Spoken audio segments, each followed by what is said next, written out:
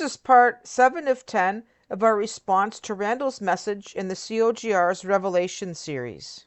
And then this is kind of interesting also. We've heard of the sons of God and the sons of men. It's in Genesis chapter 6. So the question is, what is he talking about? He says the scripture says, and notice that he says specifically, the scripture says. So, verse number 26. And to Seth and to him also there was born a son, and he called his name Enos. Then began men to call upon the name of the Lord. And some commentators say, and I agree with them, that the scripture says, then began men to call themselves by the name of the Lord. Or, in the days of Enos, men began to call themselves by the name sons of God. As different from the sons of men. This is very important, and we're not. Well, there are, if you exegete that section, there are a couple of different ways that can be understood, that passage. As he has spoken about it here, there's only one way that you can interpret it. He's basically removed the any bifurcation. This is what you're going to believe, and he says that Scripture says that, but Scripture does not say that, and that's really the issue. There's apparently a reference in the margin note of the 1900 King James, and I'm not aware of any note being present anywhere else. I couldn't find a commentator, and I looked for a bit, who supported that position. The Hebrew text certainly does not support it. And the LXX, which is the Greek translation of the Hebrew text, doesn't support it. And there is no Bible translation that has been done that brings that margin note, that the idea that people begin to call themselves by as sons of God, anywhere. There's no Bible translation that's been done that does that. So Randall has misrepresented what the scriptures say. There's no way to get around that, I don't think. It's just a crappy job of trying to understand the Bible. Are they trying to give themselves attributes of God by saying they're sons of God rather than sons of men? I'm not really sure what the intent was. Because I know in one of the messages, I'm not sure if it was Susan Much or Henry Hildebrand. I think it's Susan.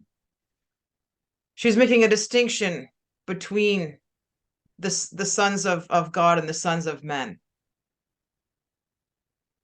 Oh, yes. Basically, kind of just what Randy was saying there, but it was unclear where she was going with that.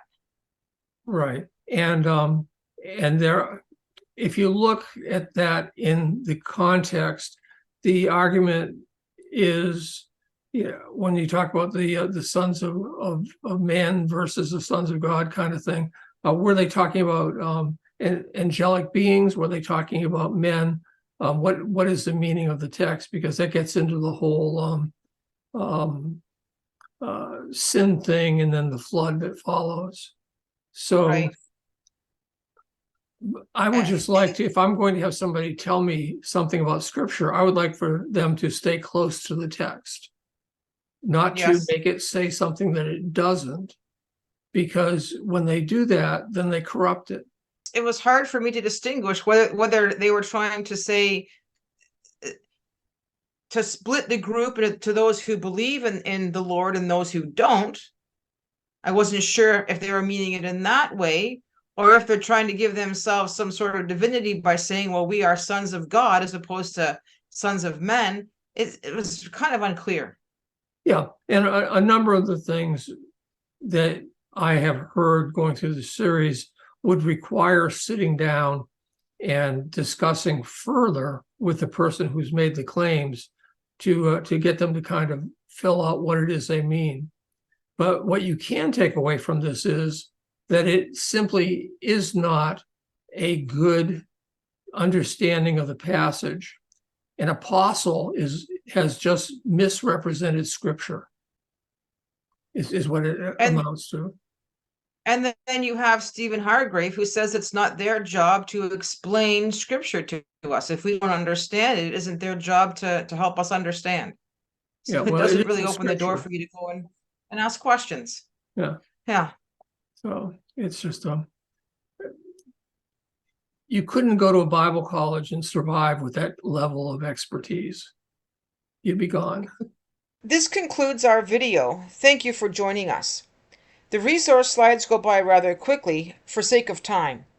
You may wish to pause on them to read them. There is a link in the description box to the Google Classroom where you will find the resources for this video. Disappointment is a bitter pill to swallow, paying back the hope I borrowed from someone I never knew. And it's a forfeit, humans in the suits of heroes, undressed by whispered conspiracies, in quest for truth.